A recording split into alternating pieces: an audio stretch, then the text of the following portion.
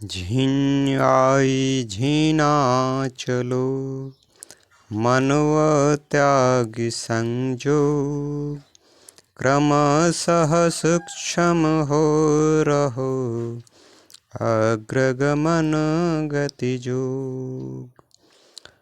क्रमशः सूक्ष्म हो रहो अग्रगमन गति जोग। आत्मा मुक्ति से क्रमशः सूक्ष्म से स्थूल स्वरूप में आई है। जिस प्रकार से सूक्ष्म रीति से स्थूल शरीर का प्राप्त हुई है, उसी प्रकार क्रमशः स्थूल से सूक्ष्म होकर गुरु विधान द्वारा सद्गुरु प्रदेश में गमन कर गति संबंध से पर ब्रह्म को प्राप्त करेगी। इसी को योग कहते हैं। आत्मा प्रथम प्रकृति के संबंध होने से मन को लेकर इंद्रिय जगत में आ जाती है। इसलिए ग्रंथकार ने मन का संबंध त्याग कर सूक्ष्म होकर क्रमशः आगे गमन करने का उपदेश साधकों को किया है। सूक्ष्मांतरी धसी गगन में अमृत सागरी पाठ उमड़ तरंगय पारी है गगनदारी गम घाट। उमर तरंगय पारी है गगनदारी गम घाट।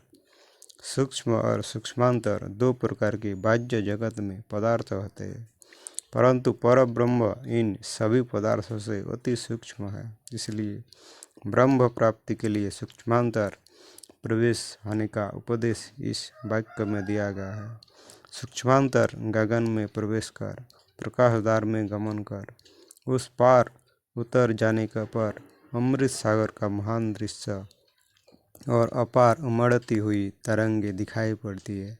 इस पद में सद्गुरु देव ने अभ्यंतर साधन भेद आनंद के अनुभव का वर्णन समुद्र तरंग की उपमा देकर की है। स्थूल शब्द छरी बाहर सूक्ष्म अनाहत जान तास्य सूक्ष्म अंतच्छर केंद्रिक शब्द अनुमान। तासे सूक्ष्म अंतच्छर केंद्रिक शब्द अनुमान। तालु कंठ मूर्धा एवं ओष्ठ द्वारा प्राणों के प्रयत्न भेद से जो वाणी द्वारा बाहर शब्द उच्चारण होते हैं के सभी स्थूल शब्द है। उससे सूक्ष्म भीतर ब्रह्मांडों में प्राणों के अनेक संघर्ष से शब्द उठते हैं, उनको अनाहत कहते हैं। ये बाहरी वैखरी से सूक्ष्म शब्द है एवं उनसे भी सूक्ष्म अंतर क्षर अर्थात ब्रह्मांडी केंद्रिक पांचों शब्द है। इन क्षर शब्दों की सूक्ष्मता का वर्णन इस पद में किया गया है।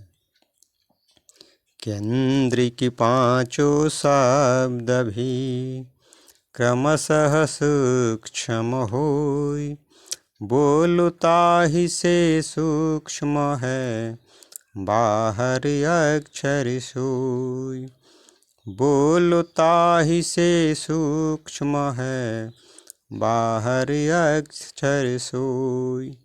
अनहदों से सूक्ष्म ब्रह्मांडी केंद्रिक पांचों शब्द है और वे भी शब्द क्रमशः उत्तरोत्तर सूक्ष्म है, अर्थात निरंजन ओंकार सोहंग शक्ति एवं ररंग ये ब्रह्मांडी पांचों शब्द क्रम गति से उत्तरोत्तर सूक्ष्म है और इनसे भी सूक्ष्म बोल है जो बाहर अक्षर है।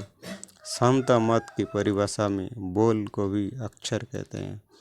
इस दोहे में ग्रंथकार ने अक्षर को बोल कहकर संबोधित किया है।